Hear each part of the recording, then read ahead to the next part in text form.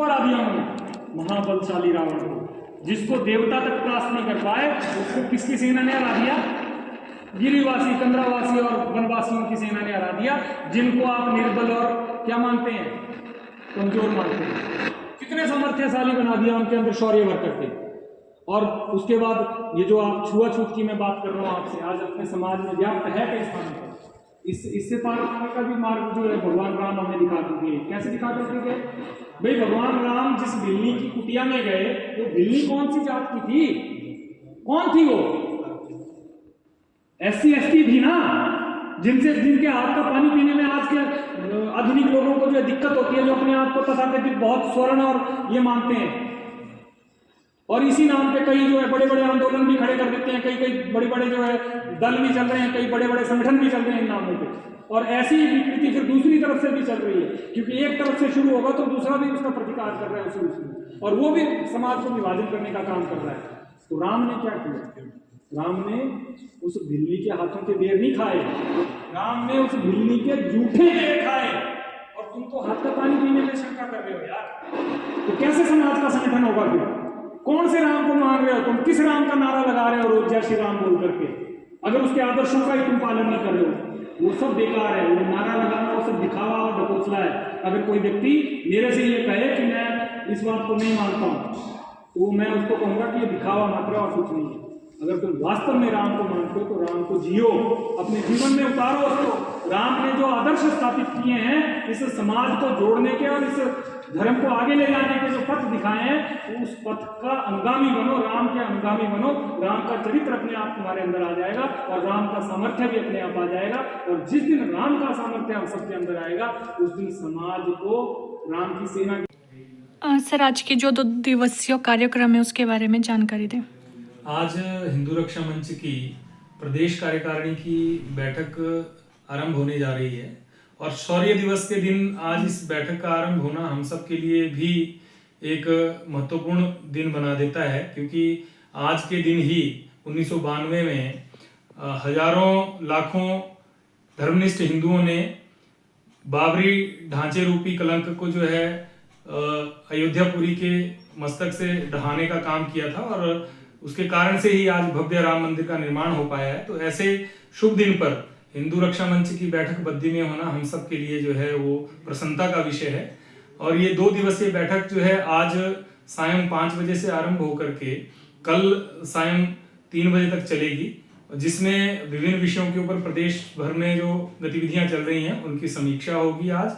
और कल जो है बैठक का, प्रांत कार्यकारिणी की बैठक का जो है शुभारंभ होगा सुबह 8:30 बजे दीप प्रज्वलन के साथ। और उसमें जो है प्रदेश भर के कार्यकर्ता लगभग सभी तहसीलों से और सभी जिलों से जो है भाग लेने के लिए बैठक स्थल पर पहुंच रहे हैं।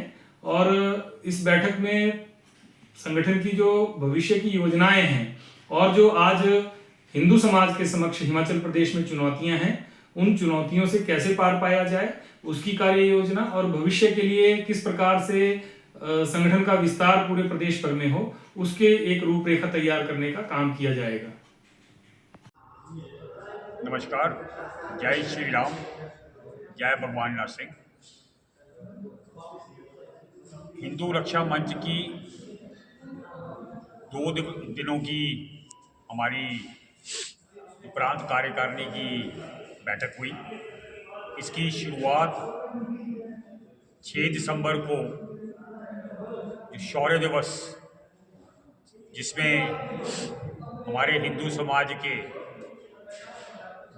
हजारों लाखों लोगों ने 500 साल के संघर्ष की कुर्बानियां देकर रामलला का एक भव्य मंदिर, जिसका ध्वजारोपण अभी कुछ दिन पहले हमारे यशस्वी प्रधानमंत्री नरेंद्र मोदी जी के हाथों हुआ, उस दिन से इसकी शुरुआत हुई। इस प्रांत की बैठक में ये हमारे जो संयोजक विशाल गुलेरिया जी की अध्यक्षता में यह बैठक हुई।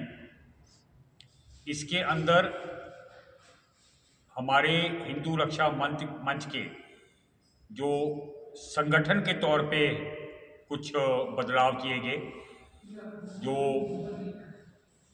इसका पहले जो संयोजक स्वरूप को अब अध्यक्ष स्वरूप से हम इसको चलाएंगे, और कार्यकारिणी और बाकी जो संगठन के तौर पे जो चेंजेस किए गए उस पर चर्चा हुई। इसके अंदर हमारे जो हिंदू समाज के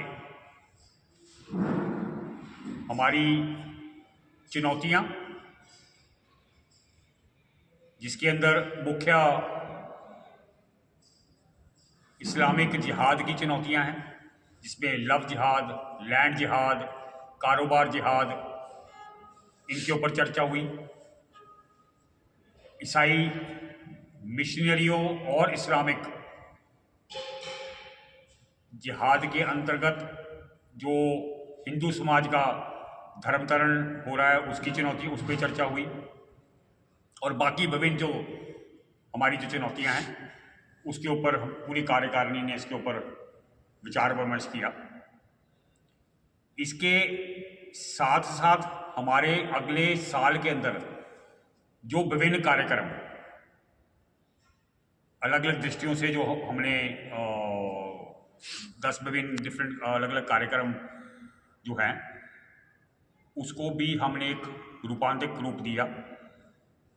और इसके साथ साथ हमारे इस अभियान के अंतर्गत एक संगठन के तौर पे हम उन चुनौतियों को कैसे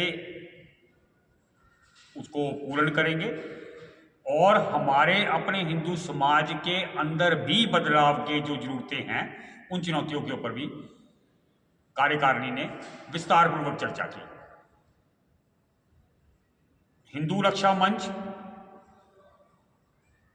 अपने सनातन समाज, हिंदू समाज के लिए पूर्ण रूप से समर्पित भाव से अपनी सेवाएं देता रहेगा।